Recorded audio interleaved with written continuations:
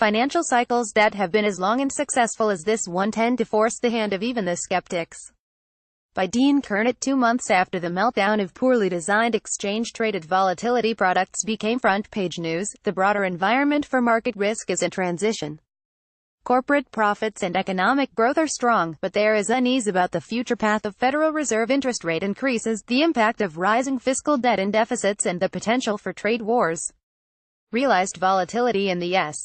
Market participants are being forced to revisit the challenges that come when the regime governing risk is in flux, a process that has led to considerable disruption in past cycles.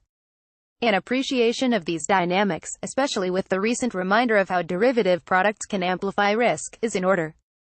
Investor psychology and portfolio rebalancing are important considerations when markets experience such a large shift in risk paradigms.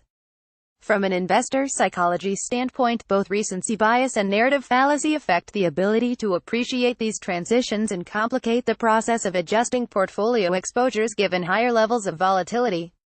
Investors give too much importance to market conditions that have most recently been in place. This bias gave rise to strong expectations that the extremely low level of volatility experienced last year would persist.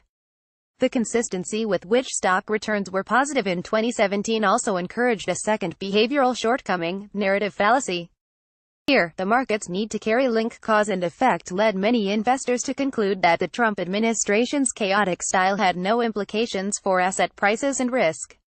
For example, in April 2017, President Donald Trump said, "There is a chance that we could end up having a major conflict with North Korea."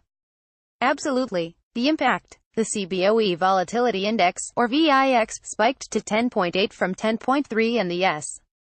This lukewarm reaction, a hallmark of last year, fueled the narrative that the market was indifferent to the unpredictability of the White House. We're now learning otherwise.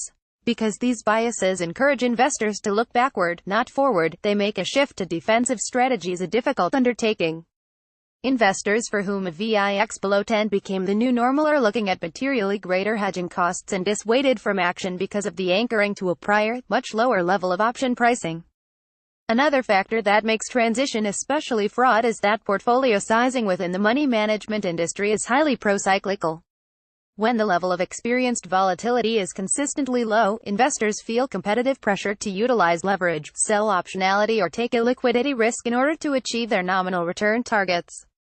Many strategies are, in fact, specifically codified to use gearing when the recent level of realized volatility is below a set target. These include volatility control strategies that, while not all the same, generally deleverage exposures when realized volatility rises. While global economic growth has not been this well synchronized in more than a decade, there is little doubt the U.S.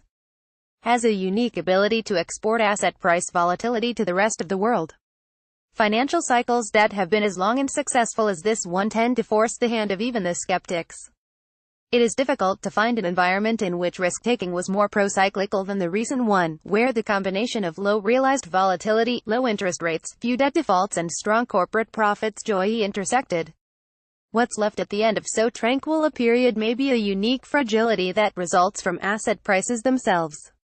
MIT economist Rutger Dornbush once said, "The crisis takes a much longer time coming than you think, and then it happens much faster than you would have thought." Volatility genie may not be back in bottle. Wall Street slips in volatile trading. New Fed chief shows he will not be rattled by high volatility to continue as we head into earnings season. Traders, be ready for volatility next week. Set up India.